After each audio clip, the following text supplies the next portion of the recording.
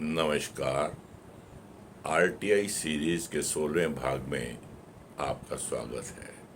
मैं हूं doctor K V Rai, former adviser government of NCT of Delhi, और आपके साथ आरटीआई के बारे में अपने एक्सपीरियंसेस शेयर कर रहा हूं। आज की कड़ी में हम बात करेंगे सेक्शन 24 के बारे में, जिसके माध्यम से बहुत सारी इंटेलिजेंस एंड सिक्योरिटी एजेंसीज को एग्जेम्प्ट किया गया है इस आरटीआई एक्ट के परव्यू से। परंतु वो ऑर्गेनाइजेशंस टोटली एग्जेम्प्ट नहीं है। उन ऑर्गेनाइजेशंस की डे वर्किंग के बारे में हमें जानकारी नहीं मिलेगी। उनके जो सीक्रेट इंफॉर्मेशन है उसके बारे में जानकारी नहीं दी जाएगी। परंतु यदि उनके यहाँ कोई ह्यूमन राइट वायलेशन होता है या कोई एलिगेशन ऑफ करप्शन लगता है, इंक्वायरी वगैरह होती है, तो इन दो एस्पेक्ट्स पे इंफॉर्मेशन उनको भी देनी होगी। यानी कि इंटेलिजेंस एंड सिक्योरिटी ऑर्गेनाइजेशंस अपनी फंक्शन के बारे में कोई सूचना नहीं देंगे, परंतु ह्यूमन राइट वायलेशन और एलिगेशन ऑफ करप्शन के बारे में यदि कोई आरटीआई लगती है तो उनके बारे में उनको भी उत्तर देना होगा। इन ऑर्गेनाइजेशन को एग्जेम्प्ट करने की पावर सेंट्रल गवर्नमेंट के अंदर सेंट्रल एजेंसीज के बारे में उनके पास है, और स्टेट गवर्नमेंट्स भी अपनी इंटेलिजेंस एंड सिक्योरिटी एजेंसीज को यदि एग्जेम्प्ट करना चाहें तो वो भी करके शेड्यूल 2 के अंदर उनको नोटिफाई कर सकती हैं। शेड्यूल 2 के अंदर नोटिफाइड एजेंसीज को सेक्शन 24 के अंतर्गत एग्जेम्प्टेड ऑर्गेनाइजेशंस माना गया है। इस प्रकार से इन ऑर्गेनाइजेशन के बारे में हम सारी जानकारी नहीं प्राप्त कर सकते एक्सेप्ट 2 एस्पेक्ट्स। वो भी जो है उसकी सूचना उनको तभी देनी पड़ेगी जब उनके यहाँ कोई एलिगेशन ऑफ करप्शन के बारे में चार्ज है या ह्यूमन राइट वायलेशंस हुआ है। तो इसके बारे में उनको सूचना देने का जो समय सीमा है वो 45 दिन है। यानी कि इनको जब भी उत्तर देना होगा आरटीआई के किसी एप्लीकेशन का, तो वो उत्तर जो है with the approval of central information commission या स्टेट इंफॉर्मेशन कमीशन ही दिया जा सकता है। इसलिए इनको जो है 15 दिन की समय सीमा एक्स्ट्रा दी गई है।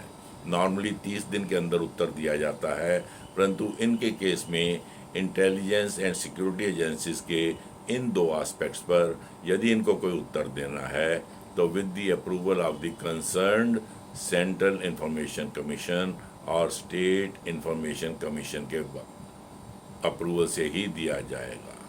अब इन एग्जेम्प्टेड ऑर्गेनाइजेशंस को नोटिफाई करने का अधिकार सेंट्रल गवर्नमेंट के पास सेंट्रल एजेंसीज का है और स्टेट गवर्नमेंट्स के पास स्टेट एजेंसीज का है। ये लिस्ट जो है समय समय पर बदलती रहती है।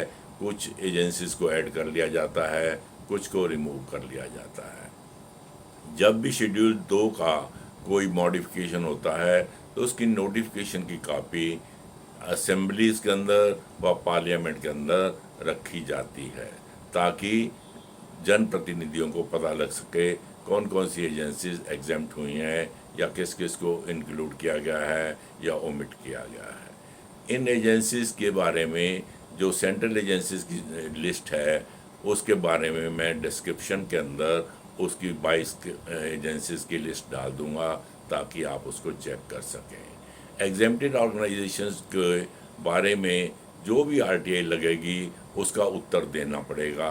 इसलिए इन एजेंसीज को भी एपीआईओ, पब्लिक इंफॉर्मेशन ऑफिसर और फर्स्ट एपेलेट अथॉरिटी नियुक्त करने पड़ेंगे, तभी तो आरटीआई डिस्पोज हो सकेगी।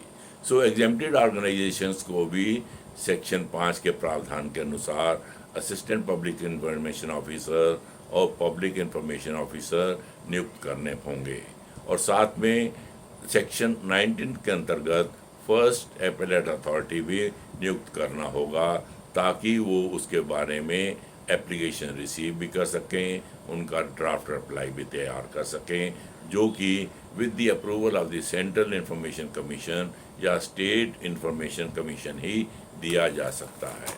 नॉर्मली इनके अंदर जो एजेंसीज हैं वो आईबी है, राय है, इसके बाद सीआरपी है, CISF है, ऐसी एजेंसीज हैं जिनकी पूरी लिस्ट मैं आपको डिस्क्रिप्शन के अंदर दे दूंगा।